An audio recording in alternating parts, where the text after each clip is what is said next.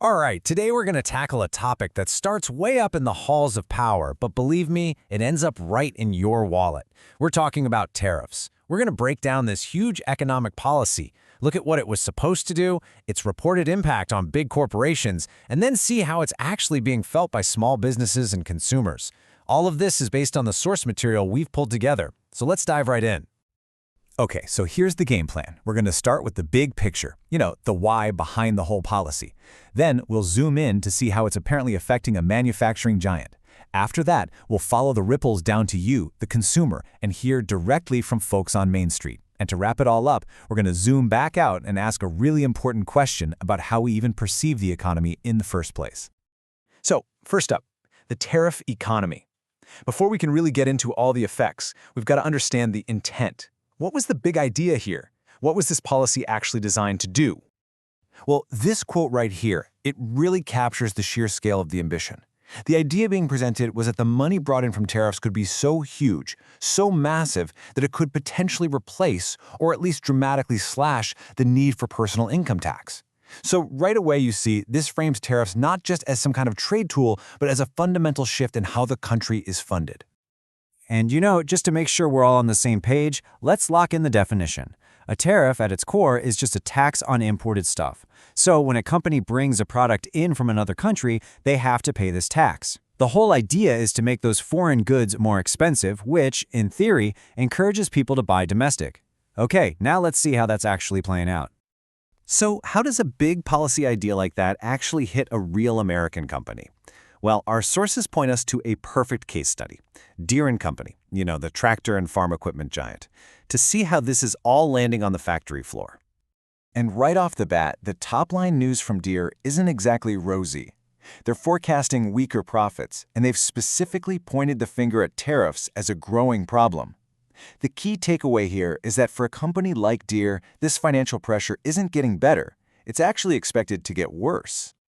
And the numbers, the sheer scale here is just staggering. Deere is bracing for tariffs to cost them $1.2 billion in 2026. That is literally double the almost $600 million hit they're projecting for 2025.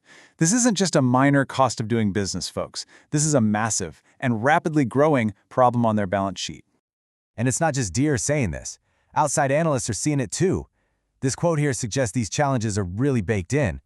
What analyst is predicting a full recovery for a company this big might still be years away, basically because they're struggling to figure out how to absorb all these new costs. All right, so we've gone from the boardroom, now let's head to the showroom floor. How do these massive corporate pressures start to ripple outward? Well, this next section, the consumer pinch, looks at how those costs can get passed right along to us, focusing on one of the biggest purchases most people will ever make, a car.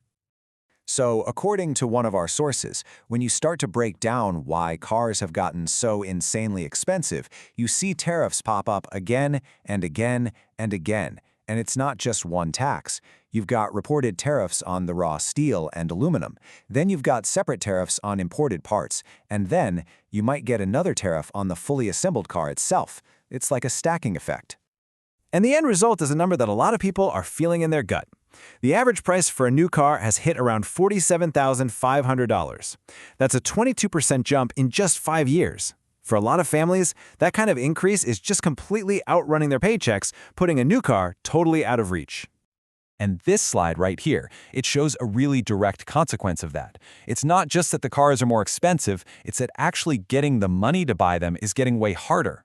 Look at this, the rate at which auto loans were rejected more than doubled in just a few months. It went from about 6.7% in June all the way up to a staggering 15.2% in October. So you've got more people trying to get a car, and more of them are just being told no. Okay, we've seen the view from the top, we've looked at the consumer data, now let's zoom in as close as we can get. Let's hear from the people who are on the front lines of all this, navigating this new economy every single day, small business owners. This quote, this is from Jared Hendricks. He owns a lighting company. And it's incredibly powerful.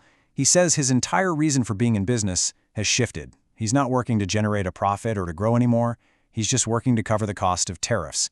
It really paints a picture of a business that's just treading water, with all their energy going into paying a new, unexpected tax bill. And here, you've got Aaron Brown, a music store owner, and he highlights a totally different kind of impact. For him, it's not just about paying more, it's about the entire supply chain getting completely tangled up. He lost $12,000 in sales because he couldn't get musical instruments in time for the back-to-school rush. And that didn't just hurt his business, it hurt the kids in his community too. So for our final section, let's pull that lens all the way back out. We've heard this grand economic vision, we've seen the corporate data, and we've listened to these really personal stories. So, why do different people see the exact same policy in completely different ways? Well, that brings us to what might be a kind of economic blind spot that we all share. I absolutely love this quote from the writer Morgan Housel because it gets right to the heart of everything. There is nothing more powerful or more convincing than your own lived experience. So while economists are looking at these big national data sets, your personal reality, whether your business is doing great or struggling, whether you can afford that car or not, that makes up like 80% of how you see the world. And it totally explains how two people can live in the exact same economy and come to completely opposite conclusions about how things are going. And that really leaves us with this final, really critical question. When the big, high-level goals of a policy don't seem to line up with the reality for people like Jared or Aaron, what's the right way to measure success? Is it the national balance sheet, or is it the well-being of the individual business owner? It's a really complex question, and definitely one worth thinking about. Thanks for tuning in.